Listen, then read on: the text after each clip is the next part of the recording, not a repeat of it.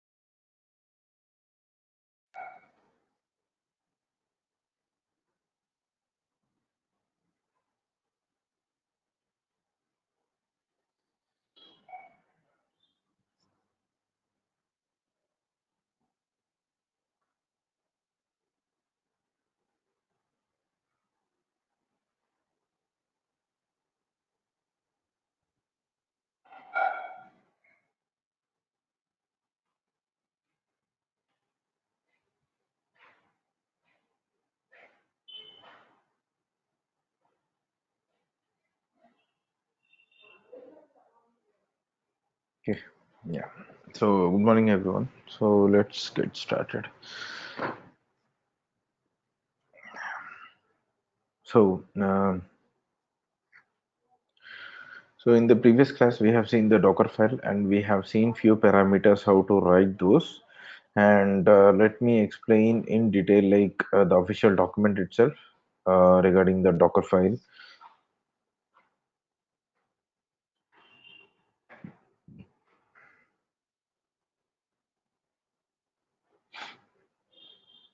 Before that, we forgot one topic, that is Docker. So, volume is nothing but, let's say, every time, let's say volume in the sense when you create a container, so automatically it has certain data which will be used by your var lib directory. So let's say like var lib docker. Okay, so from here it will have overlay to, okay, overlay to driver. From here it will try to use the your storage. Okay, so it will store the data in the read write layer, so which we have already discussed. Now this particular layer is stable. It's like informal storage, in the sense the data will be available till the container is existing. Okay, if you delete your container, automatically the data which is present in that particular container will be vanished. Okay, so I don't want to fall into that particular situation, because let's say if I delete my container and if I recreate, okay, such that the same volume which is used for container I want to use for this container. Okay, so that is my situation. Okay, I don't want to fall into a situation that if my container is deleted, my entire data is vanished. Okay, like your hard disk, let us say uh, you're using an external hard disk in order to store the data. Okay, so let's say at any point of time you can remove the hard disk and you can attach to any other system and you can copy the contents. Okay, so that doesn't mean that if your system is crashed, your external hard disk is vanished, data is vanished. No, right? So it's not like that. Okay, so similar situation we want to achieve in the Docker itself. So for that we have volumes. Okay, and in volumes, in using the storage, we have two types actually. Okay, informal storage and persistent storage. Informal storage, in the sense the data will be available till the container is existing. Okay, once it is deleted, you cannot get the data of that particular container. Next one is persistent storage. In the sense, though you delete your container, your volume will be existing and you can use that particular volume for another container. Okay, so that's how we can do it. So let's see the command call. Before that, let me explain you about where is that? Just a second. Let me open the document. I hope everyone got this document right, which I used to show in the drive. If not, guys, please tell me so that I will share the document. Okay, Docker deep drive. No, not yet. No, we Got didn't it? get. No, sir. Oh, everybody. Fine. Okay, I gave this one, I guess. Docker commands. Yes. Okay, okay, got it, got it. Okay, now I will post you this. Where is that actually? Docker deep drive. Second in second row. Sorry? It is in second row, Docker deep, right? Okay, fine. Anyway, I got it from here. Hmm.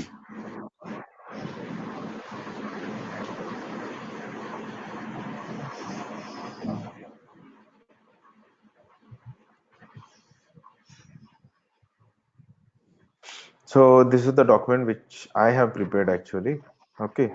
So for our reference in short, okay, in order to explain the Docker and everything. So first of all, read how Docker is working in principle in the backend.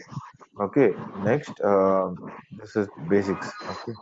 How to create network and everything. I think this one you provided already. Yeah, that's what I'm telling. So these details I already provided. Okay, both the documents. Because such a long time I cannot wait actually. Okay. So volumes in the sense by default when you create a container, it will create a layer, container layer. So this layer, whatever the data you write, it will be stored here. Okay. This is what I have shown. These layers. Okay. So these are the layers. Layers in the sense it is a directory. For every container, it will create a layer so that all the data, so whatever the task you do in the container, in the sense installing the packages, creating a file, modifying a file, everything will be stored in this particular layer. Okay. When you delete your container, automatically this particular layer will be vanished. There is no point of recovering it. Okay. So now we want to overcome this situation and we need to create our own volumes. Okay. So in the volumes, totally we have three types. Okay. Hmm. Temp, guys, can someone mute? I'm hearing a lot of noise. Okay. So as I already told you, so we have persistent volume and informal storage. Hmm. Okay. So you can see here I have written the meaning of that. In persistent storage, data will remain even the container is removed. Okay. In informal storage, data once the container is terminated. Okay. So this concept I hope you understood. Okay. So in interview also people will ask something like, guys, can you tell me what is the difference between informal storage and persistent storage? So okay, wherever it is. How about this physical machine? Let us say I gave you a Linux machine. So which volume is persistent volume and which volume is informal storage? Can someone tell me? Let's say on the host, which is a persistent volume and which is a informal storage.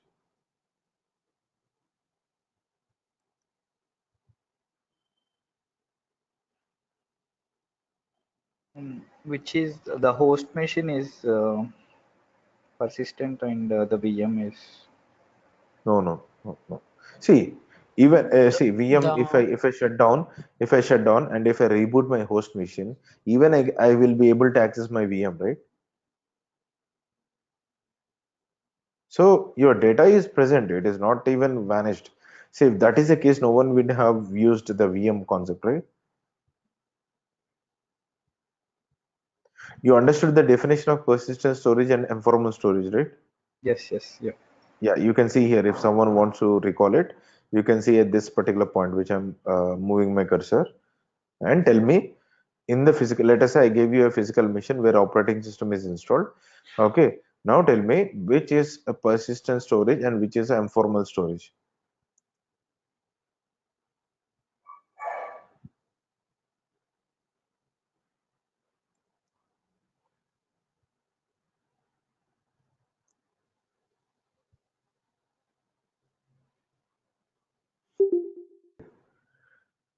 Have you seen the slash temp directory?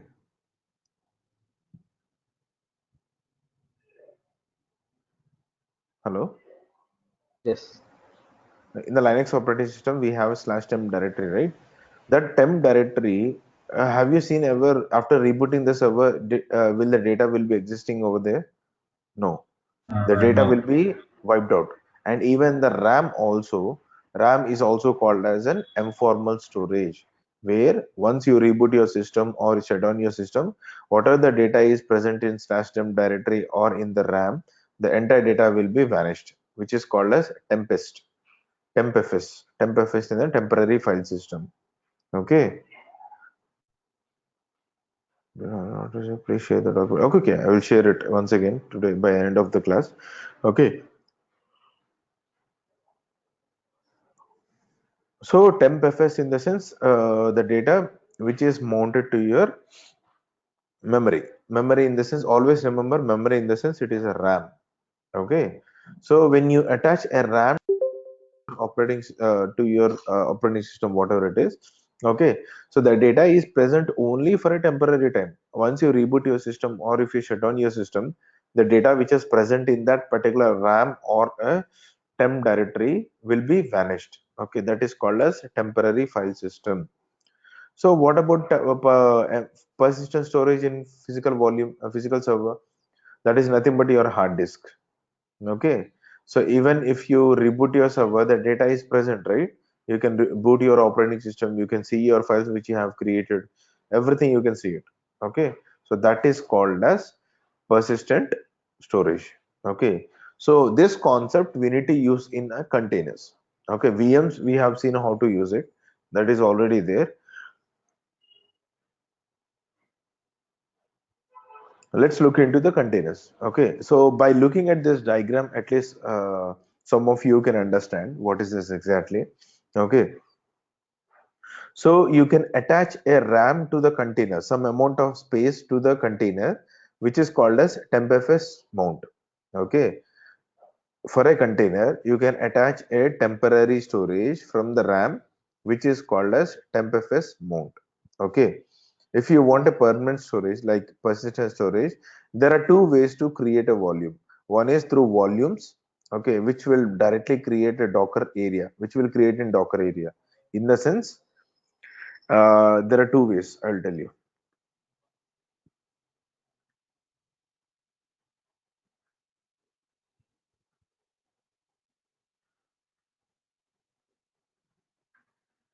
Okay, this is a volume. Okay,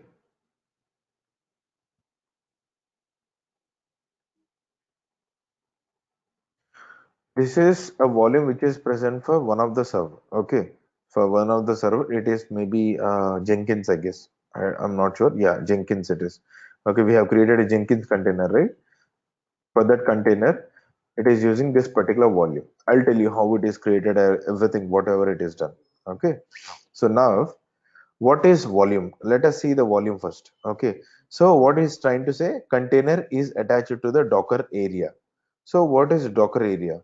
So Docker area in the sense this one, where lib Docker volumes. Okay, this is called as Docker area. So whenever you use a Docker volume command in order to create a volume, so those volumes will be created under this particular directory. Okay, so let us see how to do it. Okay, Docker volume. Okay, hyphen help. Okay, we will have create, inspect, ls, prawn, and rm. So let us see one after the other. First of all, let us create a volume. Okay, so Docker volume create. So if you don't know what you need to pass after this, just give help. Okay, so now it is telling you to give either hyphen d or hyphen label or hyphen o. Okay, here the important is nothing but nothing is required as of now, because by default we are using scope local. Okay, now if you want to see the total number of volumes created as of now, just we can give volume ls command. Okay, so this volume is created, maybe this is for Jenkins. Okay, this is for Jenkins. Let's create our own volume right now. Okay, so Docker volume create. Okay, so now volume has been created. So how will you verify it? Docker volume ls command. So now you can see the volume got created. Okay, now if you want to see the information of this particular volume, what it is has, what is the storage, what kind of file system it is using, and everything. We need to give docker inspect, sorry, docker volume inspect. Okay, my name, volume name. Okay, you can see created at driver, local driver we are using. By default it is okay. By default, if you don't pass anything, it will use local. Labels we are not using it. Sorry guys. Labels we are not using anything. And mount path is nothing but where it is mounted, where lib docker volumes. Under that, what are the volume I have created with the name, that particular name has been created as a directory, and then underscore data. So here your content will be stored. That's the reason it is called as docker area. Docker area in the sense where lib docker, that is a docker home directory. Okay, so if you create a volumes directly, it will create under where lib docker volumes itself. It doesn't create anywhere. Okay, so it is limited to that particular location. Okay, that's the reason we have another option called bind mount. I'll tell you what is that exactly later. Okay, first of all, let us see the options which we have here. So docker volume inspect, my volume name, so it will give you the detailed description of this particular volume. Okay, so now inspect we have seen, create we have seen, ls command we have seen, rm in the sense to remove the volume. Okay, let's say like,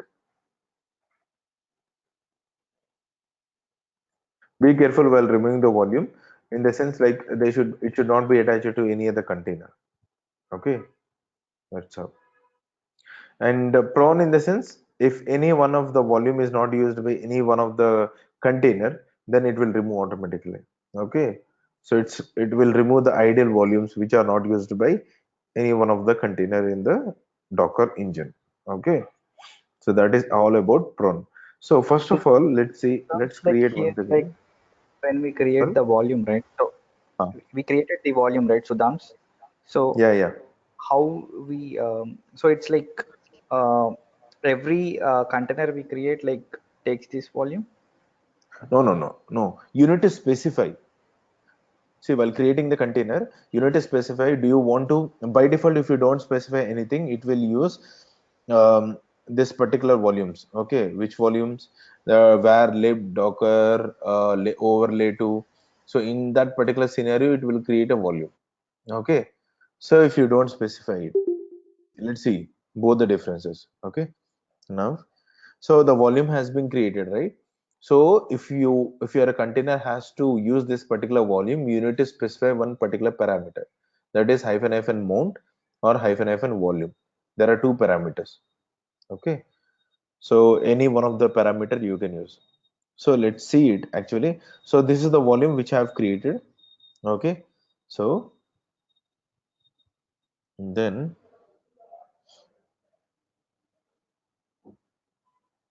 let us create a container and let's see how to use this particular volume. So I told you, right, volumes are stored as a part of host file system which is managed by docker, where lib docker volumes on linux.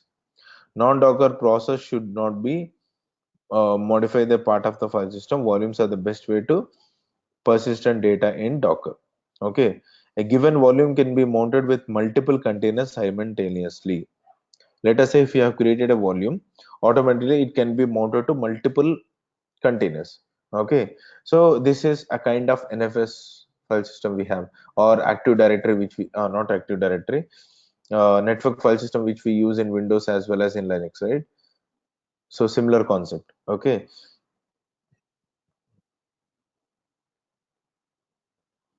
so what is the advantage of this volume?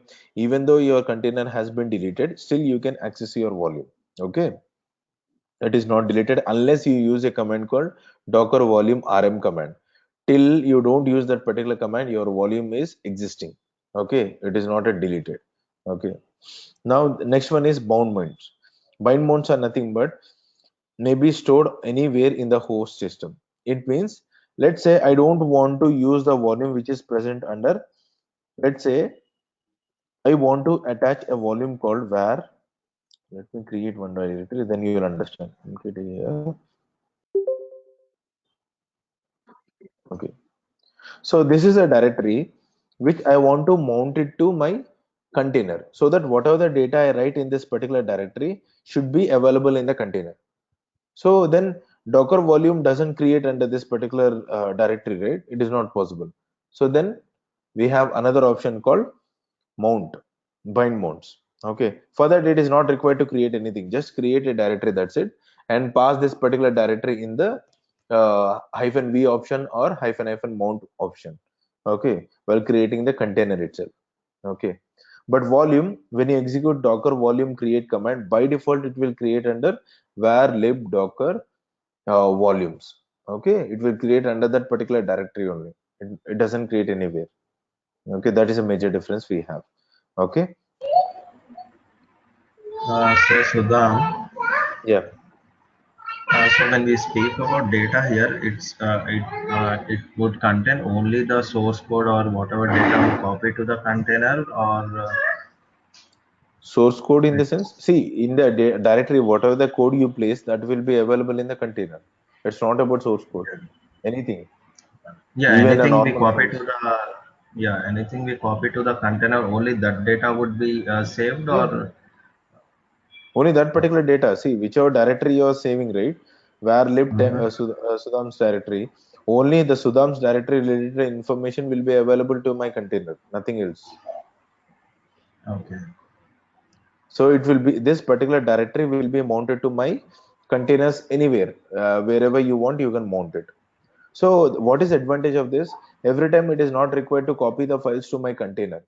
Just if I place that particular files in that particular directory, automatically my container is available with this particular data since it is mounted. Okay. Okay. So that is advantage of using mount, volume, everything. Okay.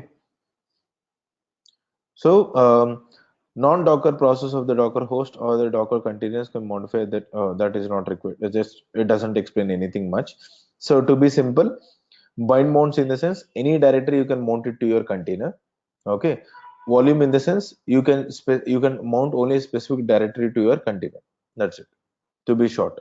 Okay, if someone asks you in interview like what is the difference between volume and mount, tell them that volume is like you can mount any files, any file system in the Linux operating, your base operating system to the container. That is first point which we need to be in short. Okay, so what is volume in the sense? Only a specific directory of the file system can be mounted to my container. That's it. You got it? Let me write here. I think it is present in the document also. Okay. So what is TempFS mounts are stored in the host system memory, RAM it is, and are never written to the host system's file system. Okay. So in this sense, what are the, if you use TempFS mount, right? So it is a temporary storage. So when you reboot your base system, automatically the data which is present in the Tempest's file system and the RAM will be wiped out. So automatically in the container also the data will be wiped out. Okay. So that is a major difference we have. Okay. If you want to see the examples, you can see here I gave with screenshots. So here he is, what he is trying to do. He has created a volume. Okay. After creating a volume, he has shown you with ls command, which I already shown you. And then he has shown you where this particular volume has been created. It is created under var lib docker volumes with the name of the volume which we have created under that underscore data. Okay, so if you want to see the information of the volume, just execute inspect. Okay, now let us try to attach the volume to the container. So here in this diagram, what he's trying to do, he's using a command called docker run -dti name -mount source and target, and he is specifying the whatever the file system he want. So let's do that. Okay, so now I created a volume.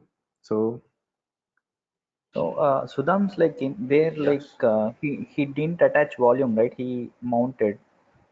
So it's yeah, both are the mount same. in this, see, I told you, right, there are two options. Either you can use -mount or you can use -volume, both.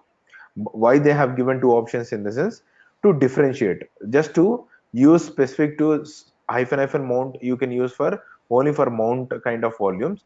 -volume is only to use for volumes.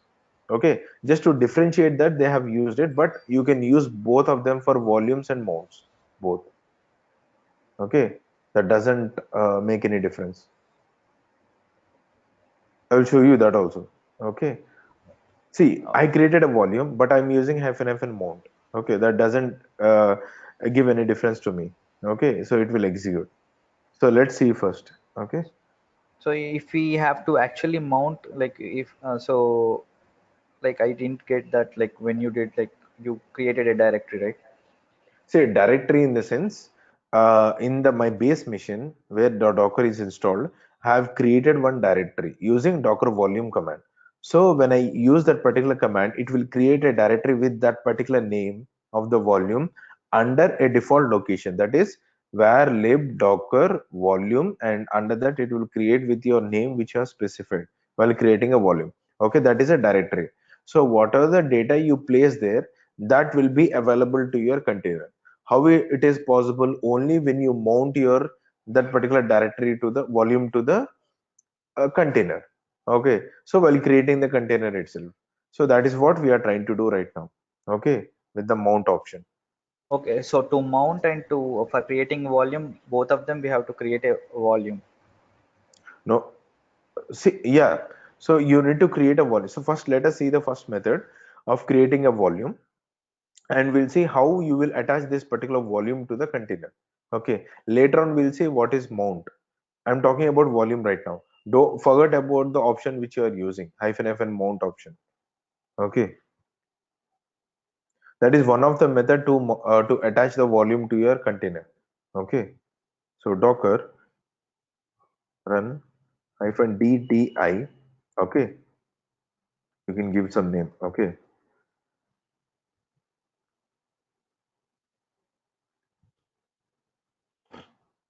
then let's say -mount. Okay, I will give you the options also. Let's see.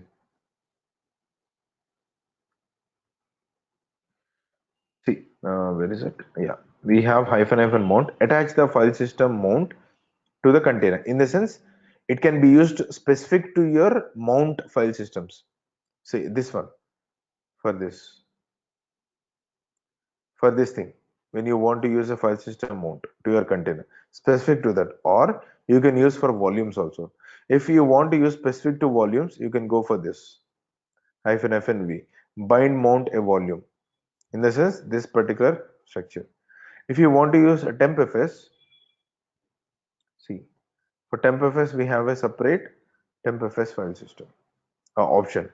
Okay, so for everything we have a different option. See, for this I have -hyphen mount, for this I have -hyphen volume, for this I have -hyphen tempfs. But here -hyphen mount can also be used for mounting for attaching the volumes also. Okay, that is what we are doing right now to show the cross platform. Okay, is that clear?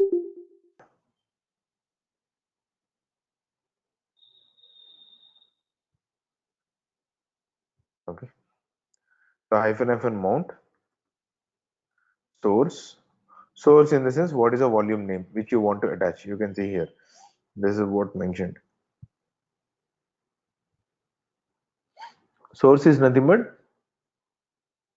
the volume which you have created. Okay, so what is the volume I have created? This one. And target in the sense where you want to mount it. What is the destination where you want to mount it in the container? So let's say I want to mount under this particular directory. Okay, so there is it should create a directory called /sudhams, and whatever the data is present here should be mounted to this particular directory in the container. Okay, so let's give this is one of the image. Okay, anything else? Okay, so let's create first. So I hope this engineering's latest image is not available, so it is downloading first. Okay.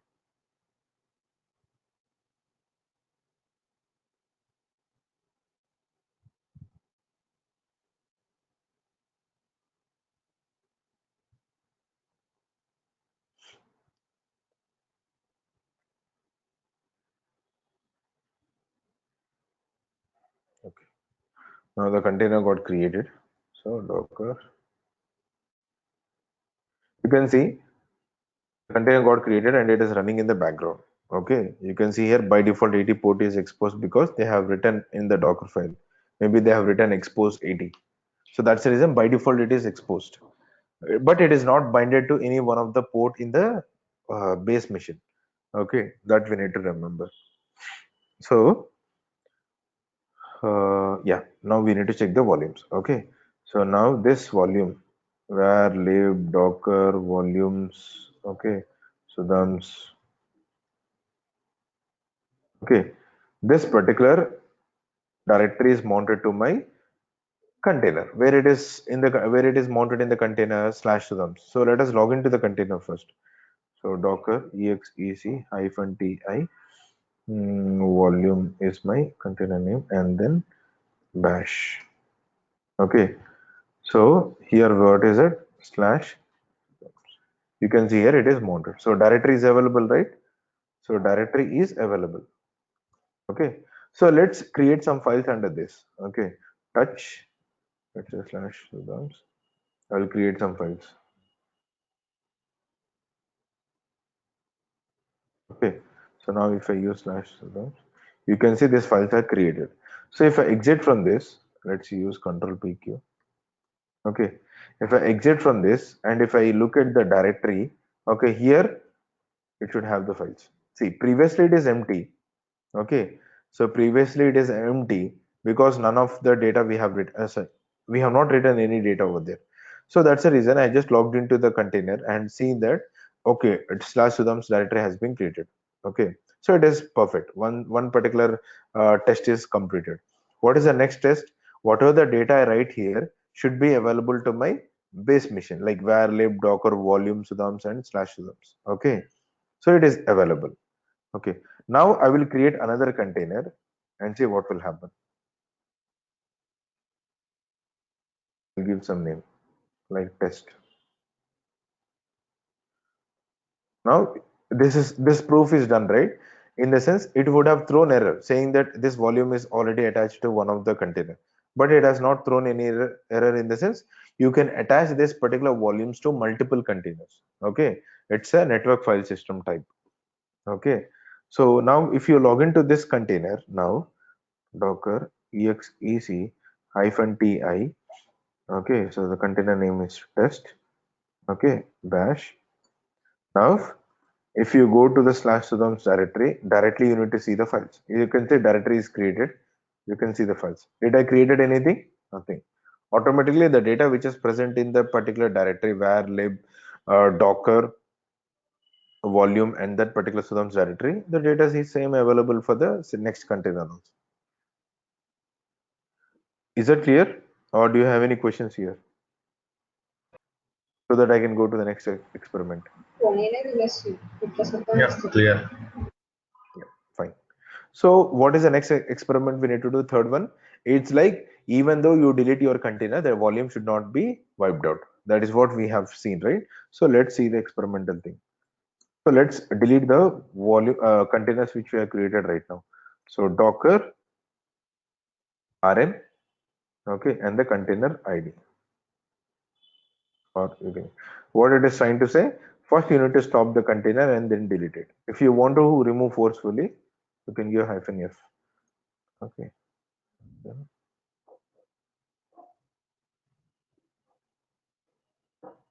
it is deleted. You can see now the volumes which are attached to the container have been deleted, but still you have the volume. You can see the volume is still existence and the data, everything is still present in this particular directory. Nothing has been deleted.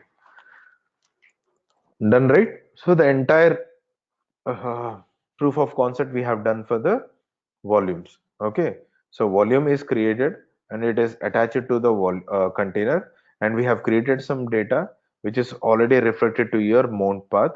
Okay, and have created second container. The second container is also attached to the same volume which is possible, and then the data which is present in that particular volume is attached to the new container. Okay, so these are the experiments which we have done. Last one is nothing but even though you deleted your container, the data is still existence. Okay, so this is all about your volumes.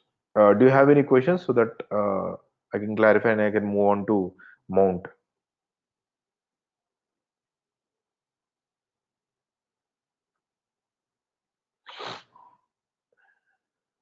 Uh, so Sudham, so if we don't create any volume, so by default when we start a container, so it would create a default temporary volume, right, in the Docker space. So that will be created under var lib docker. Let's say, let me show you that.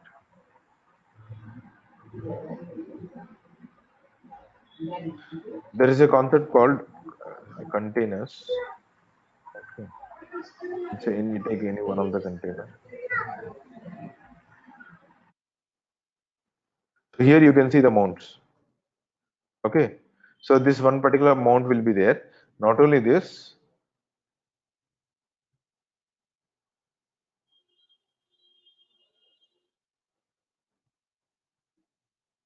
so this will be the another directory where a layer for each and every layer it will create a separate directory. Okay. So in this directory Okay. your data will be stored. So it's like even if we attach a volume to the container, simultaneously the data would be This present. will be also will be available. This Okay, also will so be. This volume is okay, different and that volume is different. Okay. okay, okay, got it.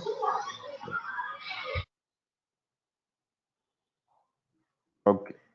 So let us move on to the next one. Okay. So now what is prone? Prone in the volume in the sense prone. With this, unused volumes are deleted automatically. Okay. So this volume is not used by anyone, right? Because I have deleted the containers. Okay. So automatically this volume is deleted. You can see now Docker volume ls. Now this volume is not available since this volume is not used by any one of the container which is present. Okay.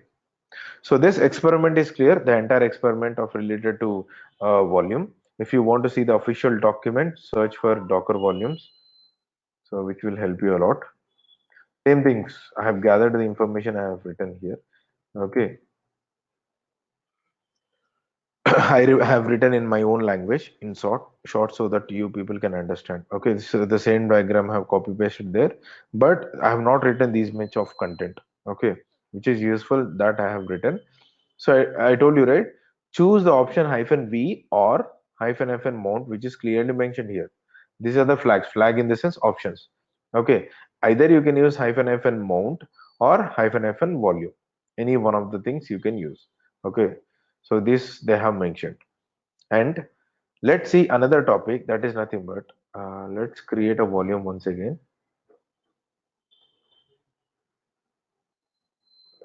Okay. Now I will try to create a container. Okay. Here you can give read only. Okay. Read only. Okay. I've created a container. Okay. Container with a volume attached in the read only mode. So let's see what is the difference. Okay.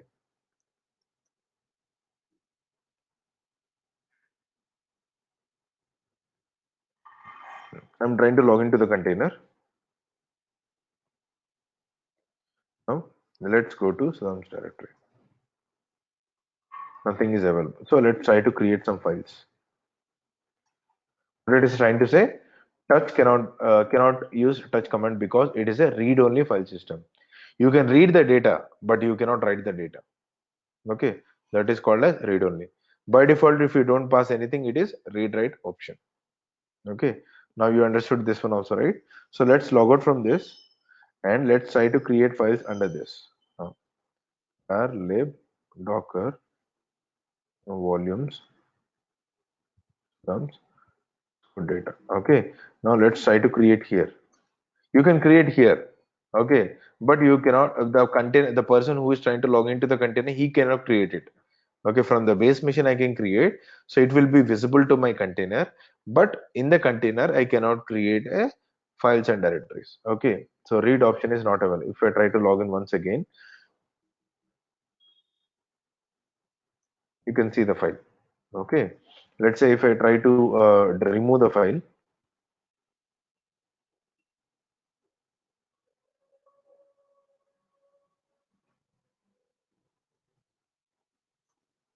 You cannot.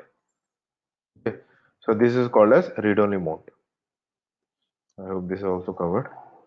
Okay, let's. So here you can see this experiment. They have shown you the volume. See, he's trying to use hyphen hyphen mount. Okay, he has mentioned the type. Type in the sense volume. By default, it will take volume type. Okay, what kind of mount he is using? Volume type of mount. Volume name and the container path. Okay, volume driver. If you want, you can specify volume options in the sense type of file system you want to use, type of option, drivers, and everything you can pass here. Okay, it is like not mandatory, it is just an optional. Okay, we have volume hyphen opt options. Okay, then yeah, I told you, right, either you can use hyphen hyphen mount or hyphen v option. If you use hyphen v option, we need to execute like this. If you use hyphen hyphen mount, then we need to use source and target. Okay, we need to mention the source and the target. If you use hyphen v option, we need to mention only the volume name and the path. That's it. No need to mention source, destination, and all. So I have already shown you this example, right? So let me show you hyphen hyphen hyphen v option or hyphen hyphen volume. How to use it?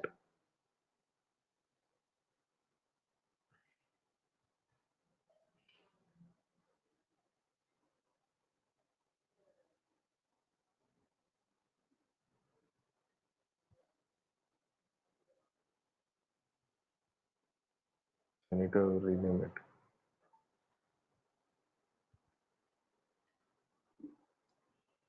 So I've created a container with hyphen hyphen volume. So this is how we need to give. If you give source and destination, it doesn't take. Okay, in the hyphen hyphen volume, or you can give hyphen v. That is a shortcut. Hyphen v. Okay, so here you can see the difference, right? So not only this, a volume can also be used for file system. Let's say, like I want to mount what I can do. Okay, let's say whatever the data is present here need to be available in my container. So how I will do it is nothing but under Sudham's directory only.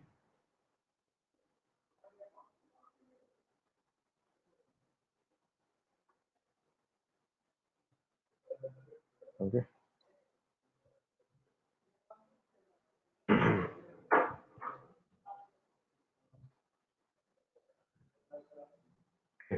Now it's not a default location of my volume. It's a something else like var temp directory in the file system of Linux operating system. I'm trying to mount it to my container under slash Sudham's directory. Okay. Now if you log into the container,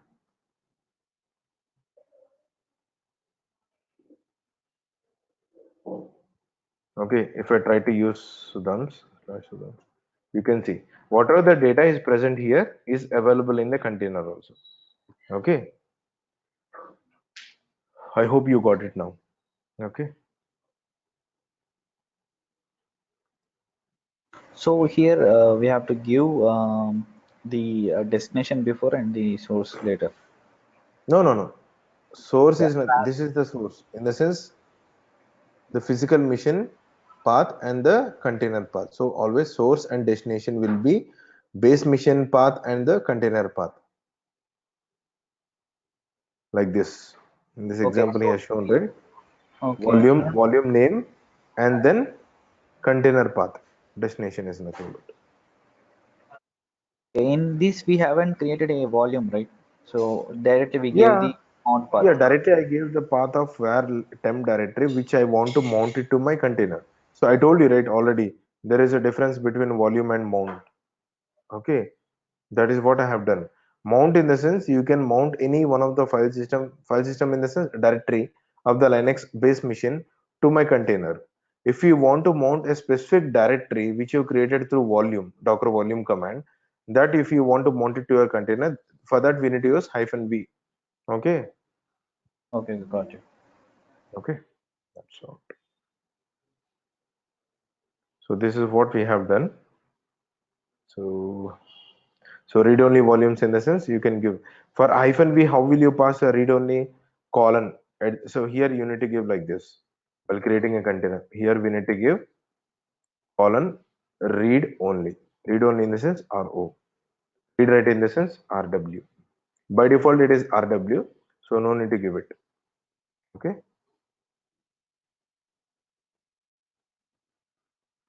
And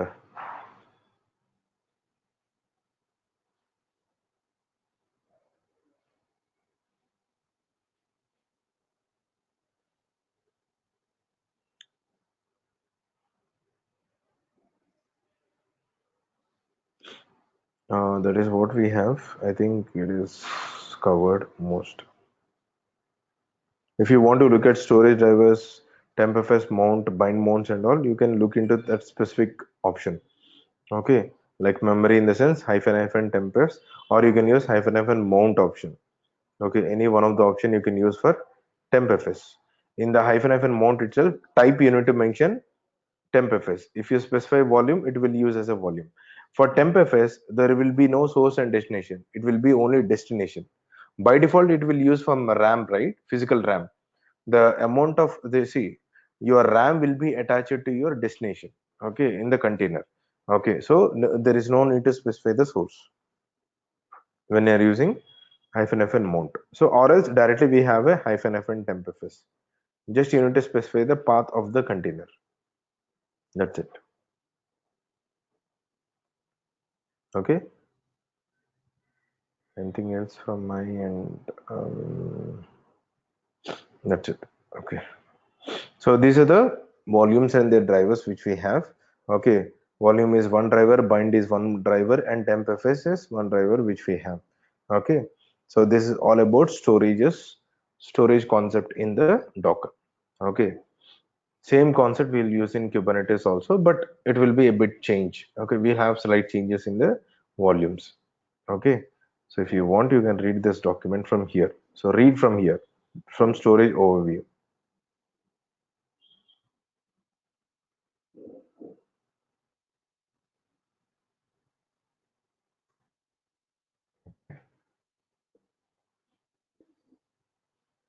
So this document already came. Anything example, that example I need to show you.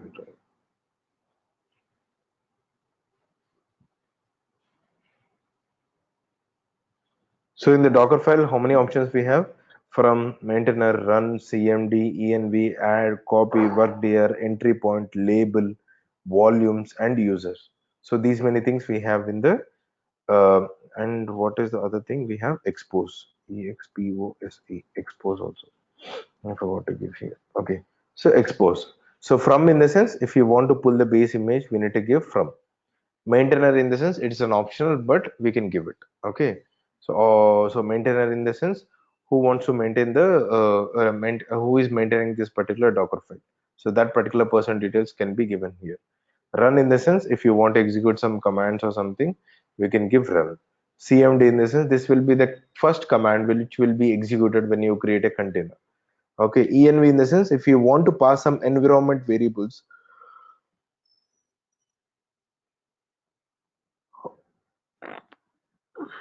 which we have done through Debian frontend and all yesterday. So those environment variables, if you want to pass, you can give env. Add and copy in the sense to copy the files. Not only that, add will do the additional parameter like if you want to copy the zip files and all to your container and all. So for that also we can use add command. Copy command doesn't do it. Only add command will do it.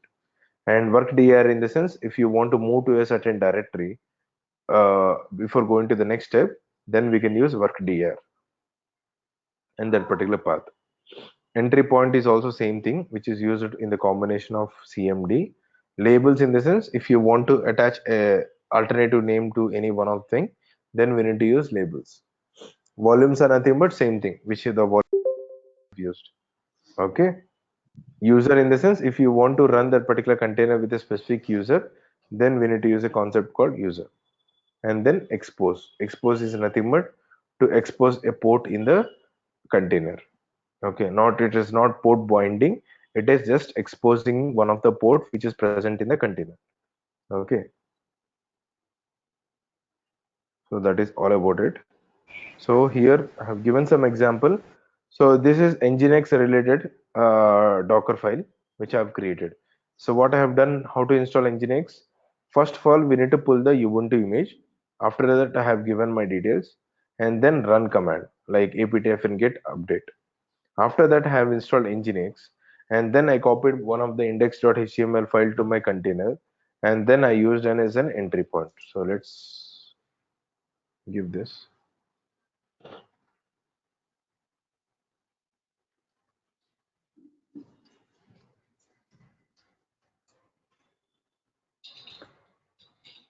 Hey,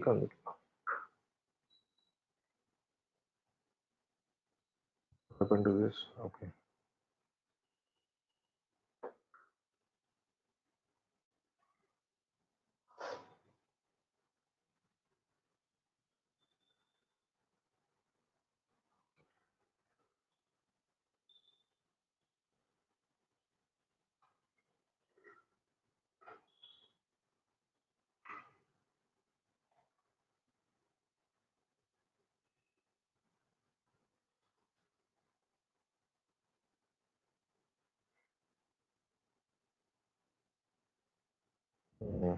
Okay.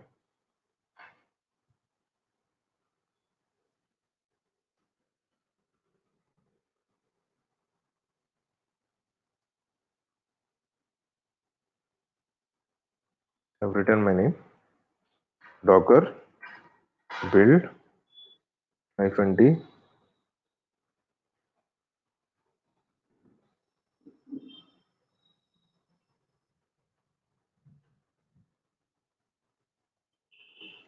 and then dot.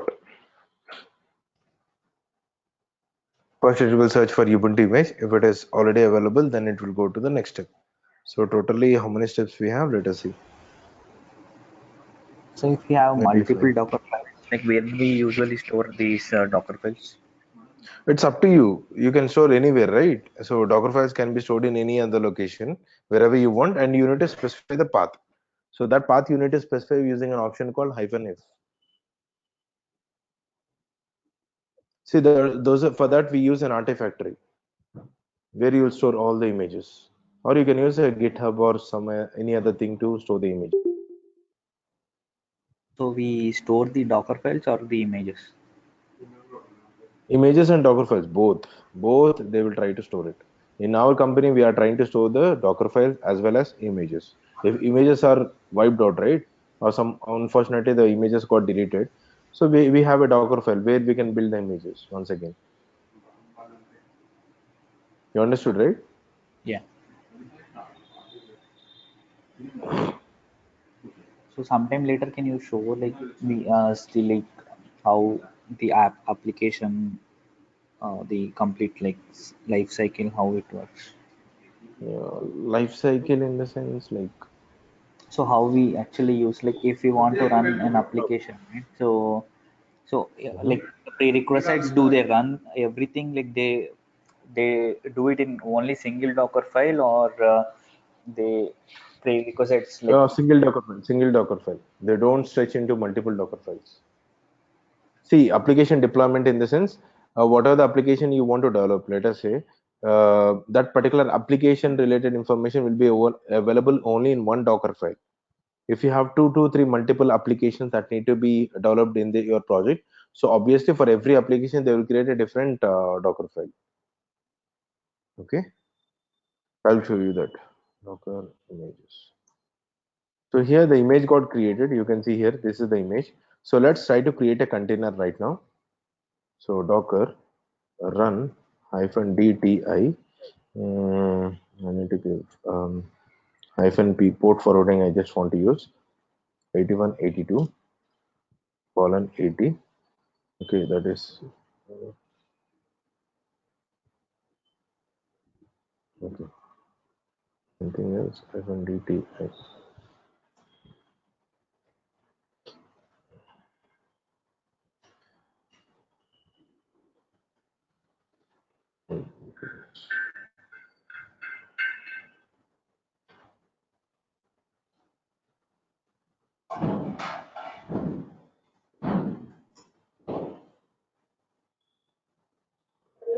Say I got the Nginx page. Okay, this Nginx page is nothing but which is running in the container. Okay. Um,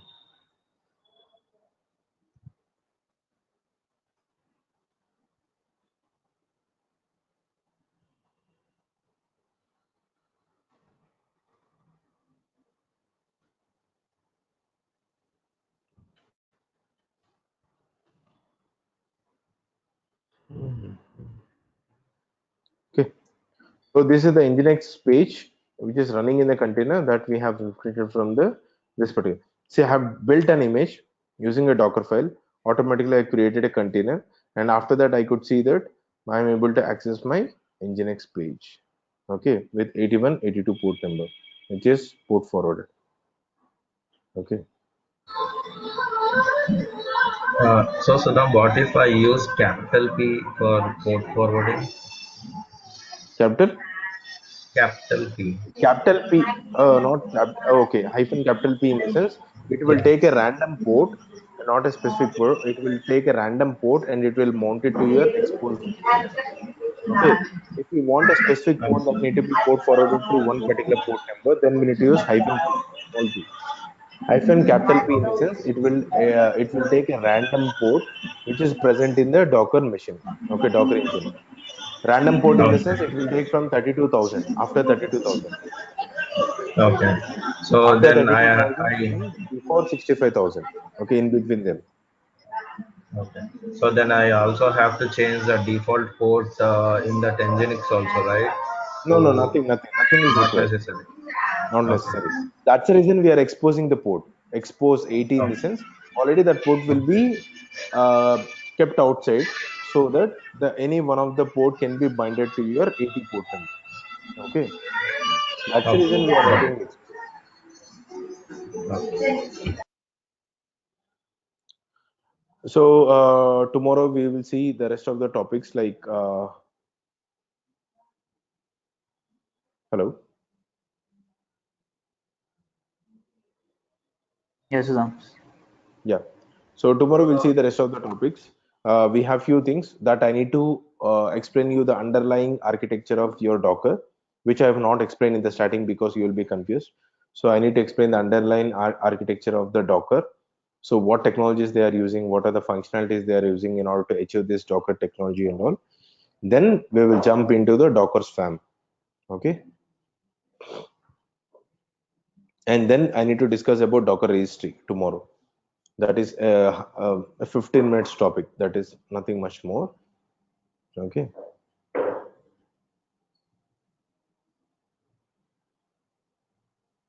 Okay. Thank you guys. Thanks a lot. So tomorrow we'll meet at 7:30. Thank you.